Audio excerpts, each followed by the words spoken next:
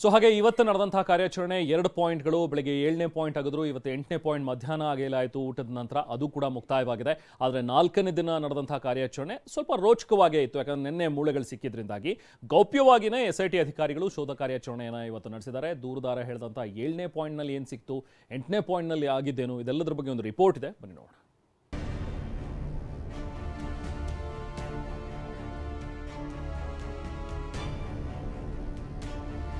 ಧರ್ಮಸ್ಥಳದಲ್ಲಿ ಶವ ಹೂತಿಟ್ಟ ಕೇಸ್ ತನಿಖೆ ಚುರುಕು.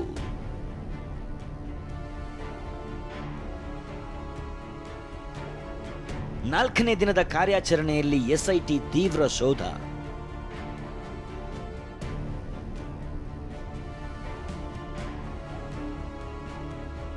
ಏಳು ಆಯ್ತು, 8ನೇ ಪಾಯಿಂಟ್ ಅಗೆದು ಕಾರ್ಯಾಚರಣೆ.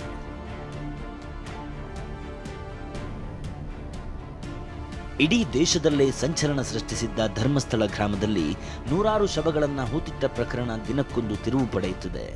ಎಲ್ಲರ ಚಿತ್ತ ತನಿಖೆಯತ್ತ ನೆಟ್ಟಿದೆ. ದೂರುದಾರ ತೋರಿಸಿದ 13 ಪಾಯಿಂಟ್ಗಳನ್ನು ಒಂದೊಂದಾಗಿ ಅಗೆಯಲಾಗುತ್ತಿದೆ. ನಿರಂತರ ಕಾರ್ಯಾಚರಣೆ ನಡೀತಿದೆ. 4ನೇ ದಿನಕ್ಕೆ SIT ಕಾರ್ಯಾಚರಣೆ ಕಾಲಿಟ್ಟಿದ್ದು ತನಿಖೆ ಮತ್ತಷ್ಟು ಚುರುಕು ಪಡೆದುಕೊಂಡಿದೆ. ನಿನ್ನೆ 6ನೇ ಪಾಯಿಂಟ್ನಲ್ಲಿ ಅಸ್ಥಿಪಂಜರ ಪತ್ತೆಯಾಗಿತ್ತು. ಇದೀಗ 7 ಮತ್ತು 8ನೇ ಸ್ಥಳವನ್ನು ಅಗೆಯಲಾಗಿದೆ. 7ನೇ ಪಾಯಿಂಟ್ನ ಸುತ್ತ ಪರದೆ ಕಟ್ಟಿ ಶೋಧ ಕಾರ್ಯ. ಪ್ರಮುಖ ಅಧಿಕಾರಿಗಳಿಗೆ ಮಾತ್ರ ಮೊಬೈಲ್ ಅವಕಾಶ. ಇಂದು 7ನೇ ಪಾಯಿಂಟ್ನಲ್ಲಿ ಶೋಧದ ವೇಳೆ ಬಿಗಿ ಭದ್ರತೆಯನ್ನು ವಹಿಸಲಾಗಿತ್ತು. ಗೌಪ್ಯವಾಗಿಯೇ SIT ಕಾರ್ಯಾಚರಣೆ ನಡೆಸಿತು. ಮೊದಲಿಗೆ ಮಿನಿ ಅರ್ತ್ ಮೂವರ್ ತರಲಾಗಿತ್ತು. ಆದರೆ ನಂತರದಲ್ಲಿ ಹಾರೆ ಪಿಕಾಸಿ ಬಳಸಿಕೊಂಡು ಗುಂಡಿ ಅಗೆಯುವ ಕಾರ್ಯ ಮಾಡಲಾಯಿತು. ಇನ್ನು ಸ್ಥಳದಲ್ಲಿ ಪ್ರಮುಖ ಅಧಿಕಾರಿಗಳಿಗೆ ಮಾತ್ರ ಮೊಬೈಲ್ ಬಳಕೆಗೆ ಅವಕಾಶ ಕೊಡಲಾಗಿತ್ತು. ಅಷ್ಟೊಂದು ಕಟ್ಟುನಿಟ್ಟಾಗಿ ತನಿಖೆ ನಡೆಯಿತು.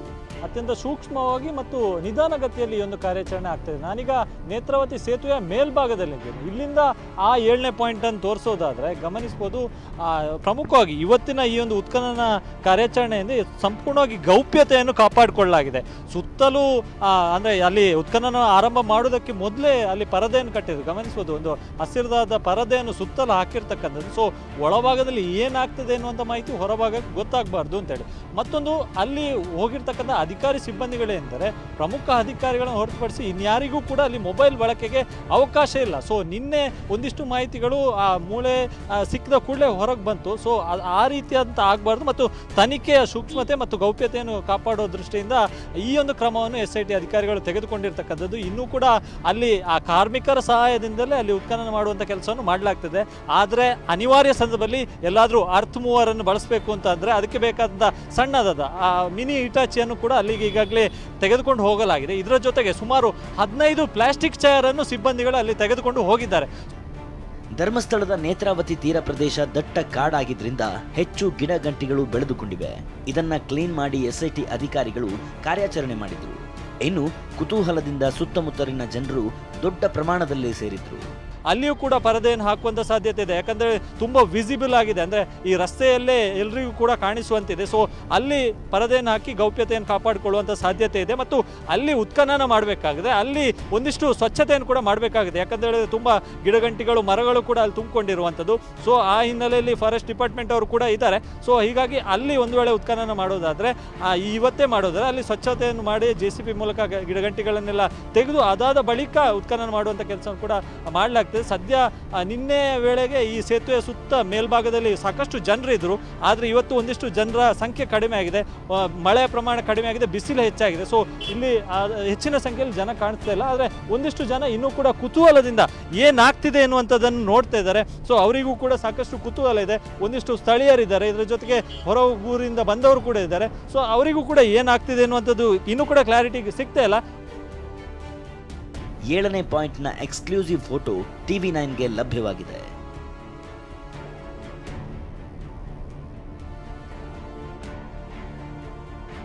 ಇಲ್ಲಿಂದ ಆ 7ನೇ ಪಾಯಿಂಟನ್ನು ತೋರಿಸೋದಾದರೆ ಗಮನಿಸ್ಬೋದು, ಪ್ರಮುಖವಾಗಿ ಇವತ್ತಿನ ಈ ಒಂದು ಉತ್ಖನನ ಕಾರ್ಯಾಚರಣೆಯಿಂದ ಸಂಪೂರ್ಣವಾಗಿ ಗೌಪ್ಯತೆಯನ್ನು ಕಾಪಾಡಿಕೊಳ್ಳಲಾಗಿದೆ.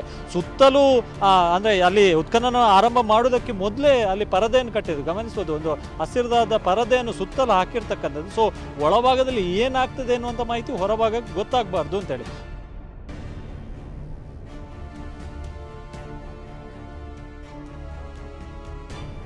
ಇನ್ನು 7ನೇ ಪಾಯಿಂಟ್ ಹತ್ತಿರದಲ್ಲೇ 8ನೇ ಪಾಯಿಂಟ್ ಕೂಡ ಇದೆ. ಕೇವಲ 100 ಮೀಟರ್ನಷ್ಟು ದೂರದಲ್ಲೇ 8ನೇ ಪಾಯಿಂಟ್ ಇದೆ. ಸೊ ಅದು 7ನೇ ಪಾಯಿಂಟ್. ಸೊ 7ನೇ ಪಾಯಿಂಟಿಂದ ನಾವು ಆ ಕಡೆ ತೋರಿಸೋದಾದ್ರೆ 8ನೇ ಪಾಯಿಂಟ್ ಅಂದರೆ ಏನು ಸೇತುವೆ ಕಡೆಗೆ ತೋರಿಸೋದಾದ್ರೆ 8ನೇ ಪಾಯಿಂಟ್. ಇದರಿಂದ ಸರಿಸುಮಾರು 7ನೇ ಪಾಯಿಂಟಿಂದ 8ನೇ ಪಾಯಿಂಟಿಗೂ ಅಂದಾಜಿಗೆ ಹೇಳಬೇಕು ಅಂತ ಹೇಳಿದರೆ ಒಂದು 100 ಮೀಟ್ರಷ್ಟು ಇರುವಂಥದ್ದು, 100 ಮೀಟ್ರ್ ಅಂತರ ಇರುವಂಥದ್ದು. ಆ 100 ಮೀಟ್ರ್ ಅಂತರದಲ್ಲಿ 8ನೇ ಪಾಯಿಂಟ್ ಸಿಗುತ್ತೆ. ಆ ಸೇತುವೆ ಎಕ್ಸಾಕ್ಟ್ ಸೇತುವೆ ಎಂಡ್ ಏನಾಗುತ್ತೆ ಆ ಎಂಡ್ ಪಾಯಿಂಟ್ ಕೆಳಗಡೆ ಆ 8ನೇ ಪಾಯಿಂಟ್ ಇರುವಂಥದ್ದು. ಅದು ಕೂಡ ನೀರಿನ ಮಟ್ಟದಲ್ಲೇ ಇದೆ. ಸೊ ನೀರಿನಿಂದ ಆ ಕಡೆಗೆ ಡಿಸ್ಟೆನ್ಸನ್ನು ನಾವು ಕಣ್ಣ ಅಳತೆಯಲ್ಲಿ ನೋಡುತ್ತಾ ಹೋಗೋದಾದರೆ ಒಂದು 50 ಅಡಿಗಳಷ್ಟು ದೂರ, ಅಂದರೆ ನದಿಯ ನೀರಿನ ಎಂಡ್ ಏನಾಗುತ್ತೆ ಈ ಭಾಗದಲ್ಲಿ, ಅಲ್ಲಿಂದ 50 ಅಡಿಗಳಷ್ಟು ದೂರ ಆ ಭಾಗದಲ್ಲಿ ಆ ಪಾಯಿಂಟ್ನಲ್ಲಿ ಇರುವಂಥದ್ದು. 2019ರ ಫ್ಲಡ್ನಲ್ಲೂ ಅಲ್ಲೂ ಕೂಡ ಅದರ ಮೇಲ್ಗಡೆ ಏನಿಲ್ಲ ಅಂದರೆ ಒಂದು 6 ರಿಂದ 7 ಅಡಿಗಳಷ್ಟು ನದಿ ಮೇಲ್ಮಟ್ಟದಲ್ಲಿ ಹರಿದೋಗಿರುತ್ತೆ. ಮತ್ತು ಉಳಿದಂಥದ್ದು ಆ ಮೇಲ್ಭಾಗದಲ್ಲಿ ಇರುವಂಥ ಪಾಯಿಂಟ್ಗಳಾಗಿರುತ್ತೆ. ಅದು 9, 10, 11 ಆಗಿರುತ್ತೆ. ಮತ್ತು 12 ಅದೇ ಒಂದು ಬಂಗ್ಲೋಗುಡ್ಡದಲ್ಲಿ ಬರುತ್ತೆ. 13ನೇ ಪಾಯಿಂಟ್ ನೇತ್ರಾವತಿ ನದಿಯ ಸ್ನಾನಘಟ್ಟದ ಪಕ್ಕದಲ್ಲಿ ಬರುವಂಥದ್ದು. ದೂರುದಾರ ಗುರುತಿಸಿದ 8ನೇ ಪಾಯಿಂಟ್ನಲ್ಲಿ ಶೋಧ. ಎಸ್ಐಟಿ ಅಧಿಕಾರಿಗಳ ಸಮ್ಮುಖದಲ್ಲಿ ಉತ್ಖನನ ಕಾರ್ಯ.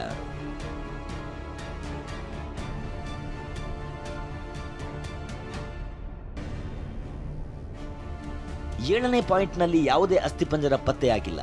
ಹೀಗಾಗಿ ತನಿಖೆ ಮುಕ್ತಾಯ ಮಾಡಲಾಯಿತು. ಬಳಿಕ ಪಕ್ಕದಲ್ಲೇ ಅಂದರೆ 100 ಮೀಟರ್ ದೂರದಲ್ಲಿದ್ದ 8ನೇ ಪಾಯಿಂಟ್ ಅನ್ನು ಅಗೆಯುವ ಕೆಲಸ ಮಾಡಲಾಯಿತು. 8ನೇ ಪಾಯಿಂಟ್ ಸುತ್ತಮುತ್ತ ಪರದೆ ಕಟ್ಟಿ ಎಸ್ಐಟಿ ಅಧಿಕಾರಿಗಳ ಸಮ್ಮುಖದಲ್ಲಿ ಉತ್ಖನನ ಕಾರ್ಯ ನಡೆಯಿತು.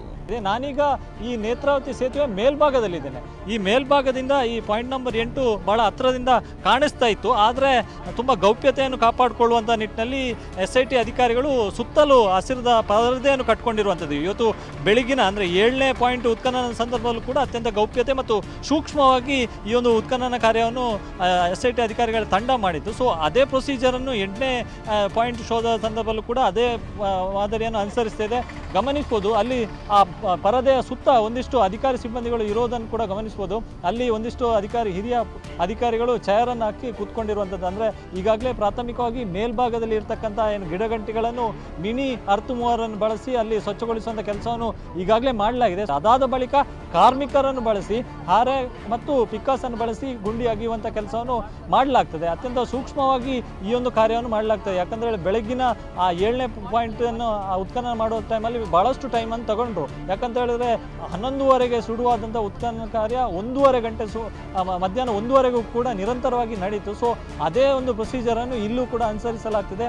ಸೊ ಈಗಾಗಲೇ ಎಸ್ಐಟಿ ಅಧಿಕಾರಿಗಳು ಮತ್ತು AC ಅವರು ಮತ್ತು ಕಾರ್ಮಿಕರು ಹಾಗೆ ಫೊರೆನ್ಸಿಕ್ ತಜ್ಞರು, ಸೋಕೋ ಟೀಮು ಎಲ್ಲರೂ ಕೂಡ ಅದೇ ಒಂದು 8ನೇ ಪಾಯಿಂಟ್ನಲ್ಲಿ ಇದ್ದಾರೆ. ಸುತ್ತಲೂ ಗೌಪ್ಯತೆಯನ್ನು ಕಾಪಾಡಿಕೊಳ್ಳುವ ನಿಟ್ಟಿನಲ್ಲಿ ಕೇವಲ ಪರದೆಯನ್ನು ಮಾತ್ರ ಅಳವಡಿಸಿರ್ತಕ್ಕಂಥದ್ದು. ಸದ್ಯ ಈ ಒಂದು 8ನೇ ಪಾಯಿಂಟ್ನಲ್ಲಿ ಶೋಧ ಕಾರ್ಯ ಮುಂದುವರಿತದೆ. ನಿನ್ನೆ 6ನೇ ಪಾಯಿಂಟ್ನಲ್ಲಿ ಅಸ್ಥಿಪಂಜರ ಸಿಕ್ಕಿರೋದು ದೊಡ್ಡ ತಿರುವು ಕೊಟ್ಟಂತಾಗಿದೆ. ಇದೇ 8ನೇ ಪಾಯಿಂಟ್ನಲ್ಲೂ ಮಹತ್ವದ ಮಾಹಿತಿ ಸಿಗುತ್ತಾ ಅನ್ನೋದನ್ನ ಕಾದು ನೋಡಬೇಕಿದೆ. ಪೃಥ್ವಿ ಜೊತೆ ಅಶೋಕ್, TV9 ಮಂಗಳೂರು.